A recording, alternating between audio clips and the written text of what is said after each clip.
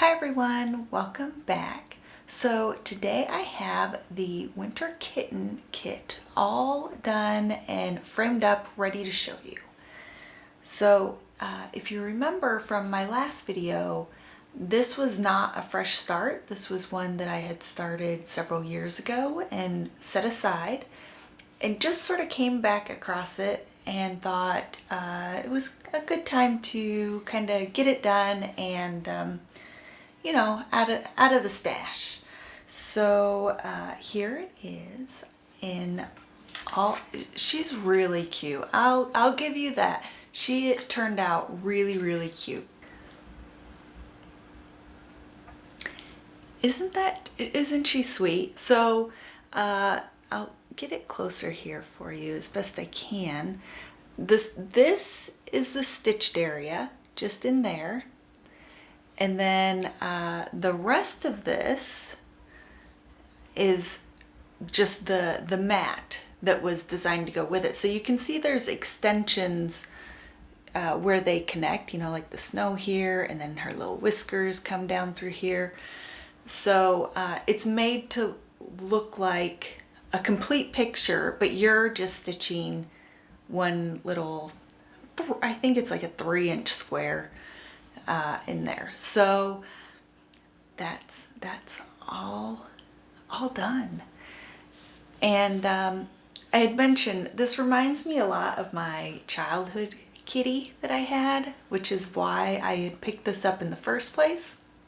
And it's really, it is sweet, but I'll be honest, I don't really think I enjoyed this even better the second time. It was just one of those kits that felt like you were changing threads every few stitches, and while the effect of that turns out really good, and there's easier ways to manage that, I just change my thread every time. And you know, some people can grid out and do all of one color very easily. I find every time I try to do that, I make a lot of mistakes. So I just, you know, work my way around a piece and just change my thread as I need to. So for me, and the way that I tend to approach these, it felt very tedious working through this. So that's the only thing. The finished product with all those color changes turned out great. Like, she looks so like a picture, you know, it looks so perfect.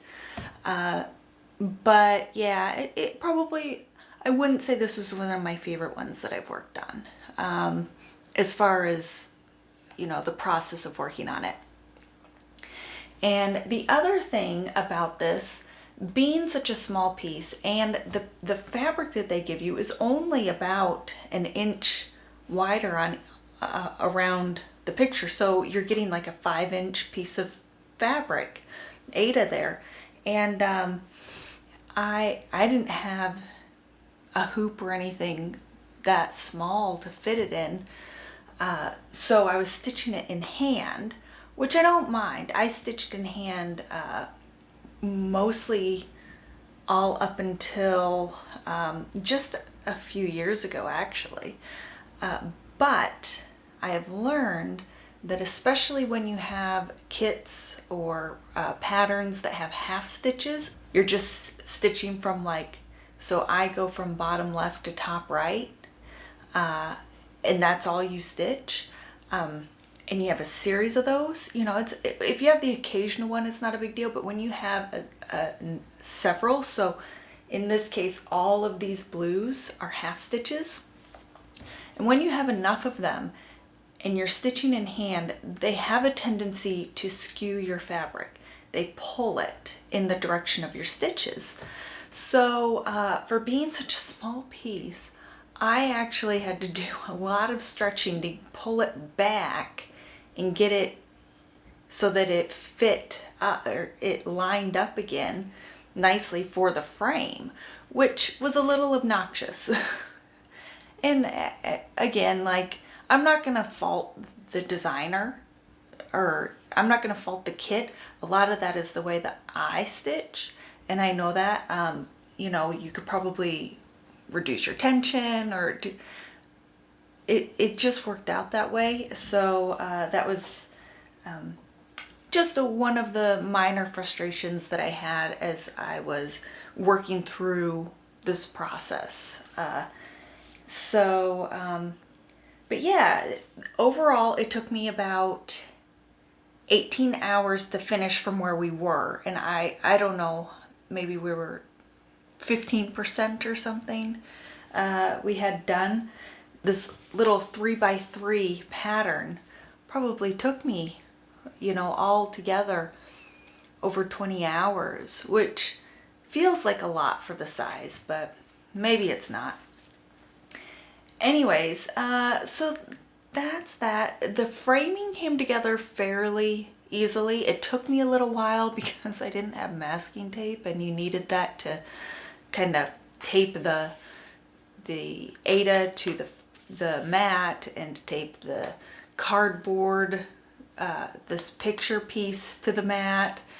And so I had to just get to a store and get some of that. But and then I kind of, their instructions were fairly good. I would say for the most part, I was able to follow everything I needed to do until I got to the clips. And then I didn't like their instructions. I couldn't quite figure it out. So I wanted to just walk you through what they said and what I did in case you take on one of these. And they have several. Now, there's two different styles that they sell, or that they had of these.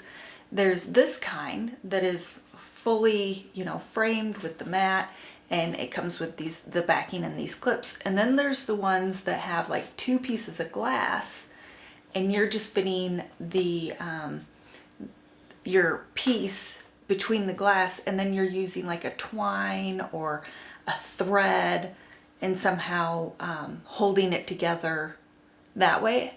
I don't have the instructions for those ones, so I can't really walk you through the ones that look like it's two panes of glass. But for these ones that have the mat and the clips, what they tell you to do is, I'll try and hold it up here for you. So they tell you to clip it around the edge and then tuck it into the slit in the cardboard. Now it sort of shows it like the end should just fold, and you should just tuck the fold. There's like a bend in the clip, and it looks like they want you to put that bend inside the cardboard. That didn't work. That's not it. What it didn't bend. I'm gonna be honest. It didn't bend. It's too thick of metal, and yeah, it didn't work. So I had to really think about this. And what I ended up doing, I don't know that it's correct. It seems correct, and it's worked. So if you have another way, I'd love to hear about it. But what I ended up doing was putting the end, this bit that they show as coming up right here, this little, the tip there, I ended up tucking it under this side, just enough to get it under there. And then I slid this part over the glass, and you know, so it took everything and held it together, and then just pushed it down until it clipped in on the other side here, if that makes sense. So instead of trying to hold it here and then figure out how to put the rest of the clip under the cardboard, start by putting it under and then sliding it all together and making sure to catch everything. because one time, one of these, the first time I did it, I didn't catch the glass and I clipped it, and so had to take it all off. But so just watch that you're grabbing everything before you clip it all together. So that was the only thing that really kind of gave me some real grief as far as their instructions and the assembly of this. Everything else, it seemed to make sense and come together pretty easily. So yeah, I don't know. I would say personally this one, now I think they have some other ones in the series that aren't as complicated, because I know my mom did a different one. I can't even remember which one she did now. And I don't remember her saying it was very hard. I don't think it took her very long or anything. So I think just this one in particular is a little bit more complicated than some of the others in the series, just because there's so many colors in this cat. So if you want to do this one and you can find it, by all means, you know, do it, because it's totally worth it for the finished product. But just know that it's not I wouldn't consider this a quick weekend project. You know, this one's a little bit more tedious. But you know, she is really cute. So I'm glad I got her done. I'll say that. So anyways, I hope that you like her. And yeah, if you're interested in doing any of those kits, by all means, I would hop online and see. I'm sure you can find them on eBay, but because they're older now, they'll be harder and harder to find. So if you're interested, I would highly recommend jumping out there and seeing what you can find now.